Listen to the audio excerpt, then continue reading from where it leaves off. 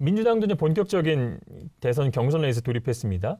이재명 경기지사가 아닌 영상으로 대선 출마 선언을 했는데요.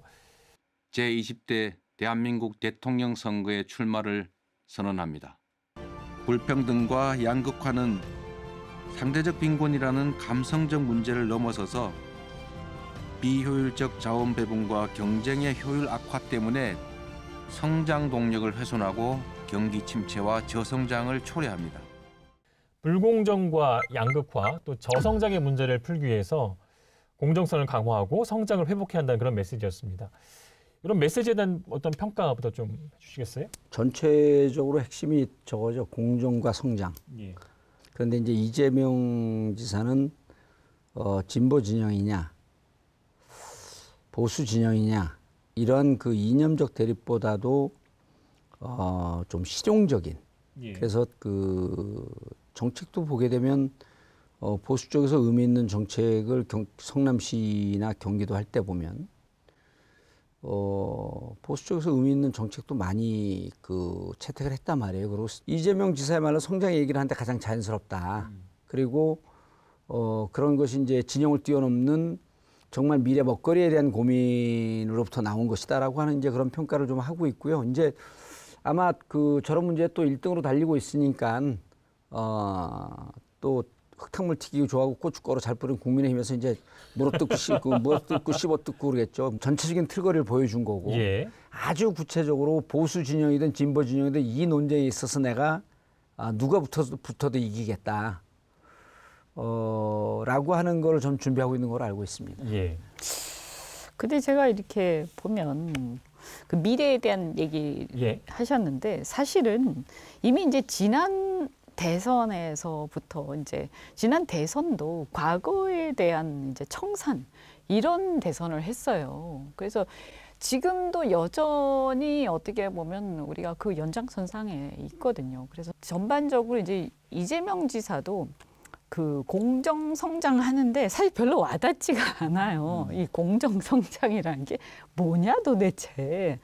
굉장히 좀 추상적이다. 이게 국민들한테 그렇게 와닿을까? 저는 이런 의문이 좀 들고 기본소득에 대한 뭐 얘기들을 좀 합니다만 사실은 이것도 그 논쟁이 굉장히 좀 깊이 들어갈 수는 있습니다만 이게 이번 대선에서 일반 대중들의 관심사가 되기는 전 좀 어려울 것 같아요.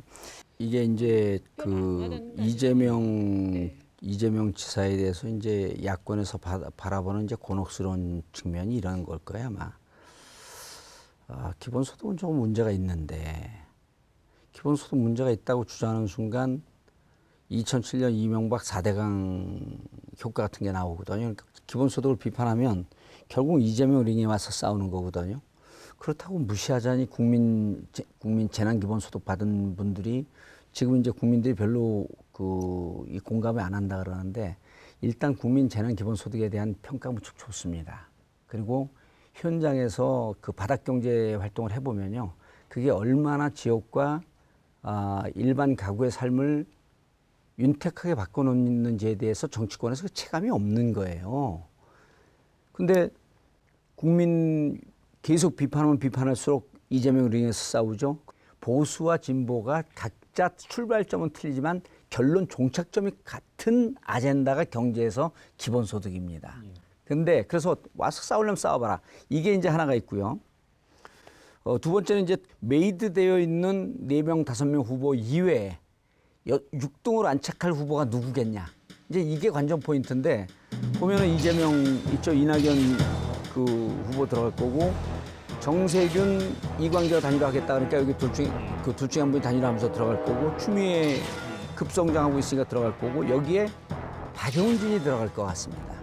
그렇게도 예상을 하죠. 그렇게 5명이 메이드 되고 그럼 나머지 최문순, 양승조, 김두관 중에 누가 들어갈 거냐 하는데 지금 잔잔한 그 반향을 불러일으키는 게 최문순 지사예요. 아, 그렇습니까? 재밌다는 거예요, 사람들이. 아니 그 비주얼이 강점이면서 꽤 재밌게 상황을 풀어가요. 예. 그리고 항상 또 스마일 최 아니에요, 거기도. 예. 근데 이제 정세균 스마일과 최문순 스마일이 조금 틀려요. 아마 한 명이 들어가게 되면 최문순 지사가 들어가지 않겠냐. 그러면 최문순 지사의 반란, 그 다음에 추미애의 성장, 박용진의 대역전, 그런 드라마가 숨어 있다. 예. 지난번에 경선룰 갈등 조정도 있고요. 그다음에 부동산 문제, 당내 부동산 문제의 어떤 뭐 해결도 그렇고요. 민주당 이제 송영길 대표에 대한 또 재평가도 좀 이루어지고 있는 것 같은데 이런 부분에 대한 평가 좀 듣고 싶습니다. 제가 오늘 우상호 의원이 한 방송에 나와서 내가 왜 나갑니까? 그리고 제가 전화했어요, 우 의원한테. 나가라면 나가지 왜 말이 많냐. 그러면 형 나가는 거 바라는 거야? 그래서 탈당해서 열린민주당으로 와라. 열린민주당 대선 후보로 만들어주마. 그때 막 좋아하더라고요. 아니 그거는 지금 그 송영길 대표 입장에서는 좀 곤혹스러운 면이 예. 있는데 커질 그 이벤트는 아니에요. 예. 아니 근데 이제 우리 당에 그게 남아 있잖아요. 예. 예. 그러면 이제 민주당에서 그걸 마무리를 못 하시면 국민의힘의 결과 나오는 거에 대해서 말을 한 하기가 25명, 힘들죠. 30명 나오겠죠? 글쎄요, 저는 두 몇 명 배는 나올 나올지 것 같아요. 모르겠는데. 두 배는. 네. 자, 저희 시사토크 알고리즘에서 가장 원하는 이제 대선 후보는 정치의 독을 좀 빼주는 그런 후보인데요. 한 주간 쌓인 정치 독소를 빼기 위해서 디톡스 주스 준비했습니다. 정치의 독은 윤석열 총장이 제일 많이 갖고 있을 것 같아. 수고하셨습니다. 이거는 안 나와요. 예. 잘라주세요, 이거. 잘라줘. 이번 주 시사토크 알고리즘도 잘 보셨습니까?